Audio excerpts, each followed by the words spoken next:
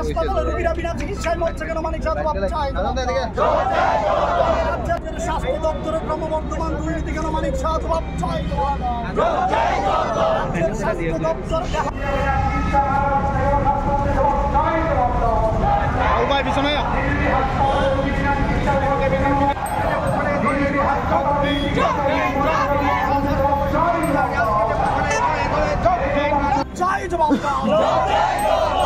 স্বাস্থ্য দপ্তরের ক্রমবর্ধমান দুর্নীতি কেন? স্বাস্থ্যমন্ত্রী জবাব চাই। স্বাস্থ্যমন্ত্রী হায় হায়, স্বাস্থ্যমন্ত্রী সেন সেন, স্বাস্থ্যমন্ত্রী হায় হায়।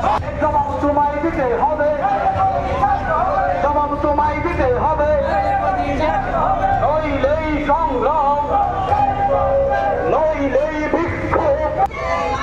রাজ্যের স্বাস্থ্য ব্যবস্থার হাল স্বাস্থ্যমন্ত্রী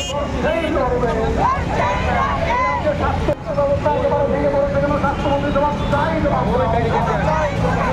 ক্রমবর্ধমান স্বাস্থ্য দপ্তরের দুর্নীতি কেন? মানিক শাহ জবাব চাই। জবাব দাও।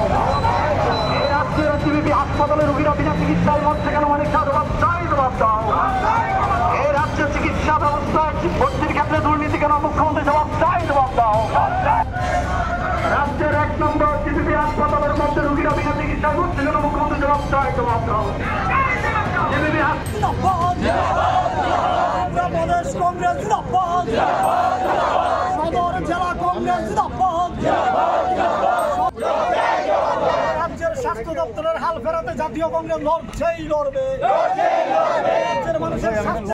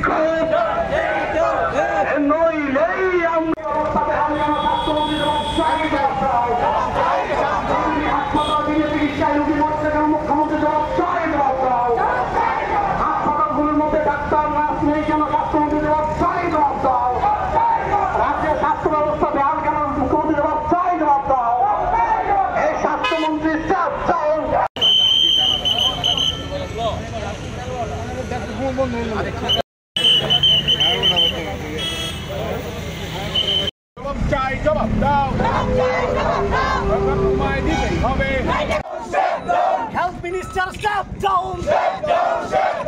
Health Minister step down. Shah step down. Step down. Manik Shah shem shem. Health Minister shem shem. Health Minister shem shem. Health Minister step down.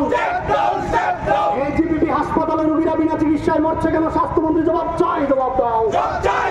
Health ডিপার্টমেন্টে ক্রমবর্ধমান দুর্নীতি কেন? মানিক শাহ জবাব চাই। জবাব দাও। হেলথ ডিপার্টমেন্টের দুর্নীতি দেখেও তুমি চুপ কেন? মুখ্যমন্ত্রী জবাব চাই। জবাব দাও।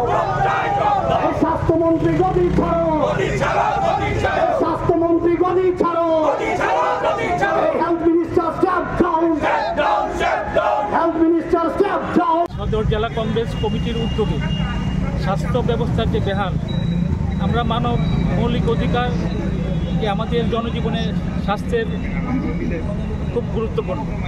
আমরা দেখছি আর স্বাস্থ্যের বেহাল অবস্থা, স্বাস্থ্য ব্যবস্থা আইসিইউতে চলে গেছে। আমরা প্রার্থনা করছি আইসিইউ থেকে যাতে ভেন্টিলেশনে না যায়। আমরা দেখতে পাচ্ছি যে স্বাস্থ্য ব্যবস্থার অব্যবস্থা চলছে এবং দুর্নীতির আখড়া হয়ে গেছে। আমরা বহির্বিভাগ থেকে শুরু করে আভ্যন্তরীণ বিভাগে আমরা দেখতে পাচ্ছি শত শত দরিদ্র লোক যখন লাইন ধরে টিকিট কাটতে আসে তখন মেশিন খারাপ থাকে প্রায় দিন, এবং ওরা যখন ভালো পরিষেবার জন্য যায় তখন ভালো ডাক্তারের সুবিধা পাওয়া যায়। এবং আমরা আভ্যন্তরীণ বিভাগে দেখেছি একটা বেডে 2 জন রুগী শুয়ে থাকতে দেখেছি, যে সিঁড়ির মধ্যে রুগীরা কীভাবে ঘুমিয়ে আছে, বাথরুমের সামনে বিস্তার করে শুয়ে আছে, জায়গার সংকুলান। সেজন্য আমরা স্বাস্থ্য দপ্তরের দৃষ্টি আকর্ষণ করছি। এবং এখনও বর্ষা শুরু হয়নি, তার মধ্যেই এই বৃষ্টিতে ছাদ চুয়ে চুয়ে রুগীর মাথায় পড়ছে। আমরা দেখতে পেলাম রুগীর মাথায় ফ্যান ভেঙে পড়ল এবং বিনা চিকিৎসায় রুগীরা মারা যাচ্ছেন, প্রায় সময় রুগীরা মারা যাচ্ছেন। কিছুদিন আগে এক অটো চালক ভাইয়ের যুবতী কন্যা 2-3 ঘন্টা ডাকাডাকির পরও কোনো সুচিকিৎসক এখানে মেলেনি। এবং যখন বাবা যখন কমপ্লেন করতে গেল তখন পুলিশ ঘাট ধাক্কা দিয়ে ওনাকে বের করে দেয়। সেই জন্য আমরা সব কিছু সুরাহা করার জন্য আমরা আজ স্বাস্থ্য অধিকর্তার কাছে ডেপুটেশন দিতে যাচ্ছি। আমরা জনগণের স্বার্থে বারবার ডেপুটেশন দেব, যদি না মানা হয় তা আমরা আগামী দিন আরও বৃহত্তর আন্দোলন করে করব। আজ সদর জেলা কংগ্রেসের ডাকে আমাদের যে মৌলিক অধিকার, তার মধ্যে আমাদের স্বাস্থ্য ব্যবস্থায় সবচেয়ে গুরুত্বপূর্ণ, কিন্তু আমরা দেখছি আমাদের স্বাস্থ্য ব্যবস্থা আজ বেহাল। আমাদের অধ্যাপক ডাক্তার মানিক শাহ স্বাস্থ্য দপ্তরের উনি দায়িত্বে আছেন। জনগণ ভেবেছিল যে উনি দায়িত্ব নেওয়ার পর স্বাস্থ্য ব্যবস্থার কিছু উন্নতি হবে, কিন্তু আমরা দেখতে পাচ্ছি তার কোনো সুফল আমরা জনগণ পাচ্ছি না। আমাদের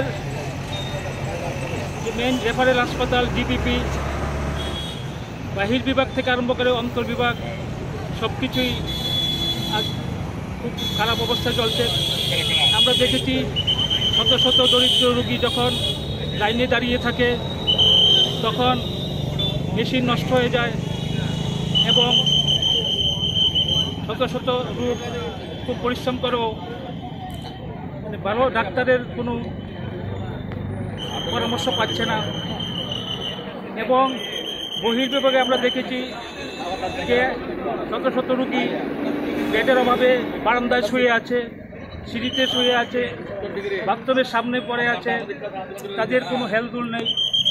আমরা স্বাস্থ্য বিভাগকে দেখেছি কিছুদিন পর পর স্বাস্থ্য বিপ্লবের নামে গুলি আওড়াতে, কিন্তু আমরা দেখতে পাচ্ছি যে স্বাস্থ্য ব্যবস্থা এখনও বর্ষা শুরু হয়নি, বর্ষা শুরুর আগেই এই বৃষ্টির মধ্যে বাড়িতে জল চুয়ে চুয়ে পড়ে রুগীদের মাথায় পড়ছে। রুগীদের কোনো দিকে নজর দিচ্ছে না অধিকর্তা এবং স্বাস্থ্য সচিব।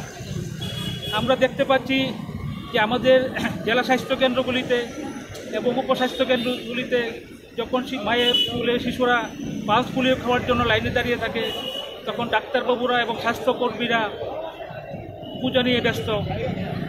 এবং এগুলি সব সুরাহা করার জন্য আমরা আজ স্বাস্থ্য অধিকর্তার নিকট ডেপুটেশন দিচ্ছি। যদি অতি বিলম্বে সুরাহা না হয় আমরা রাজ্যবাসীর স্বার্থে বারবার ওনাকে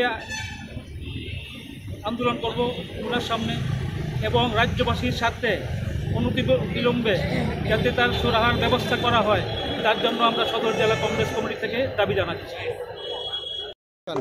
সদর জেলা কংগ্রেসের ডাকে যে আমাদের যে মৌলিক অধিকার, যে গুরুত্বপূর্ণ স্বাস্থ্য, আর স্বাস্থ্যের বেহাল অবস্থা, আমাদের যে অধ্যাপক ডাক্তার মানিক শাহ নিজে একজন ডাক্তার। আমরা মনে করেছিলাম ত্রিপুরাবাসী যে উনি স্বাস্থ্য দপ্তর নেওয়ার পর উনি স্বাস্থ্য দপ্তরের যে বেহাল অবস্থা তার থেকে উত্তরণ করবেন। এটা আমার কথা নয়, ওনার দপ্তরের মন্ত্রী অনিমেষ দেব বর্মা এবং ওনার যে বিধায়ক রঞ্জিত দেব বর্মা ওদের মুখের কথা। তাই আমরা দেখছি যে স্বাস্থ্যের যে বেহাল অবস্থা এবং বিনা কারণে বিনা চিকিৎসায় রোগী মারা যাচ্ছে এবং যে জিপিপি হসপিটাল আমাদের বড় রেফারেল হসপিটাল তার যেমন বহির্বিভাগ যেমন শত শত রোগী টিকিটের জন্য লাইনে দাঁড়িয়েও তারা ভালো সুচিকিৎসা পাচ্ছে না এবং স্বাস্থ্যকর্মীর অভাব। এবং বহির্বিভাগে আমরা দেখেছি যে একটা বেডের মধ্যে দুজন রোগী শুয়ে এবং অভ্যন্তরীণ যে বিভাগ বেডের অভাবে বারান্দায় শুয়ে আছে রোগী, সিঁড়ির মধ্যে রোগী শুয়ে আছে, বাথরুমের দরজায় রোগী শুয়ে আছে। আমরা দেখছি এখনো বর্ষা শুরু হয়নি, বর্ষা শুরুর আগেই বৃষ্টির জল চুয়ে পড়ে রোগীর মাথায় পড়ছে। কিছুদিন পূর্বে আমরা দেখলাম যে রোগীর মাথায় একটা ফ্যান ভেঙে পড়লো। আমরা উপস্বাস্থ্য কেন্দ্রে দেখলাম যে যখন শিশু কুলে মায়েরা দাঁড়িয়ে আছে পালস পোলিও খাওয়ার জন্য, তখন ডাক্তারবাবুরা এবং স্বাস্থ্যকর্মীরা পূজা নিয়ে ব্যস্ত। এটা আমাদের যে স্বাস্থ্য অধিকর্তা এবং স্বাস্থ্যমন্ত্রী তাদের কোনো হেল্প রুল নেই। আমরা দেখেছি মারণ রোগের যে ক্যান্সার যে ওষুধ যে কেলেঙ্কারি, নিম্নমানের ওষুধ দেওয়া হচ্ছে।